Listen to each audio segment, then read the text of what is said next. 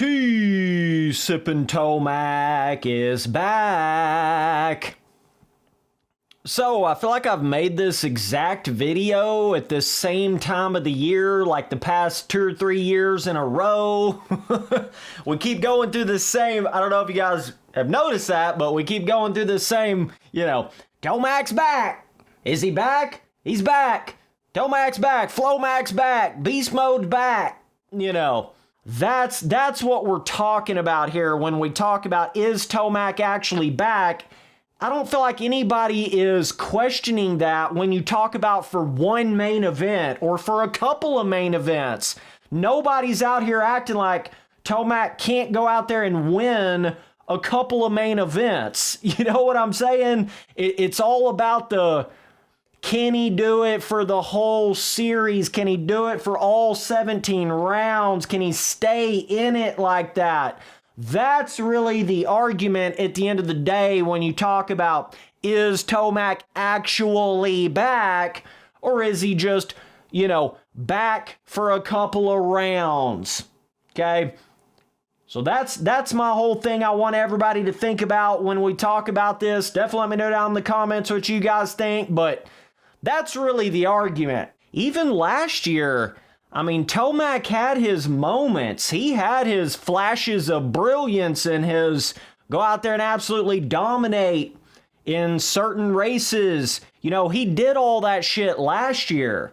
I feel like what it comes down to when you start talking about, is Tomac actually back? Is he, what does that actually mean? I guess that's what it really comes down to when you say, is Tomac actually back?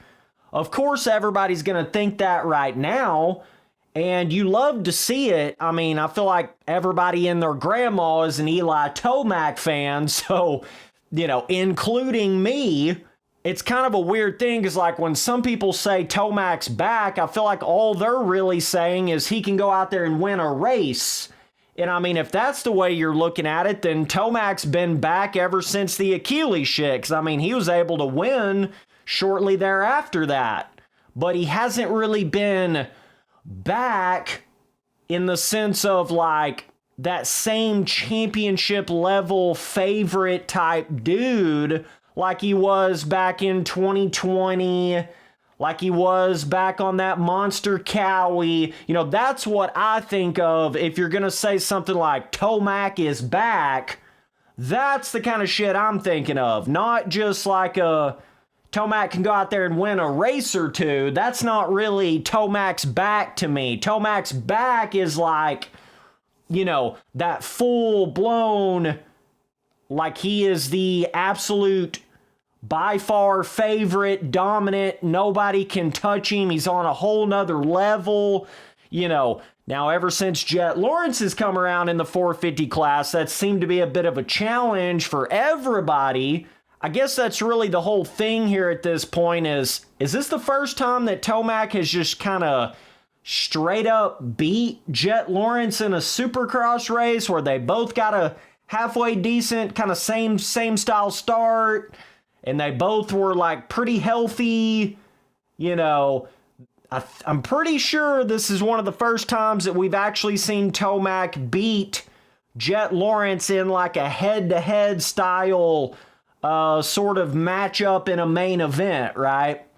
So I think that's kind of got everybody talking a little more about like, is it actually different this year for Tomac than last year as far as being a championship favorite? A lot of people do believe that, but a lot of people also believed that last year, and that just simply was not the case. If you remember back to when he won that Triple Crown at St. Louis last year, I remember everybody was thinking, oh, here we go with Flowmac, dude. He's going to do it. He's got it this year. He's back. Look at there, dude. Tomac's back, dude. Ha ha. Y'all doubted him, and look at there. He's back. And then he went on to not win the championship at all. So I don't mean to like burst some bubbles here, but like in a 17-round 450 Supercross championship, you can have these flashes of looking like the best one out there. It does not necessarily mean you're going to be able to sustain that throughout the entire season. You know, especially with how stacked the field is. And I'm not going to lie to you, Tomac looked as good as he ever has right there in that one race. He was going through the field. He blasted that sand corner, going around dudes like they were standing still. You know, got to the front. And Jett Lawrence, I really thought Jett was going to be able to catch him and pass him, and he just never could. They got up to Vince Freezy, don't get freezied. And Vince was acting like nobody else was out there on the track. Nobody else existed on the track. Just, you know, we're having an epic battle between Jett and Tomac out front. Fuck it. Vince Freezy's just going to stay in the main line and not give a shit about anybody. You know how that goes. But Tomac and Jett were talking about that up in the tunnel. But yeah, I feel like I guess that's the question here. Is this really a year where Tomac is actually going to be different, not only for one round, not only for a couple rounds, but throughout the entire 17-round season?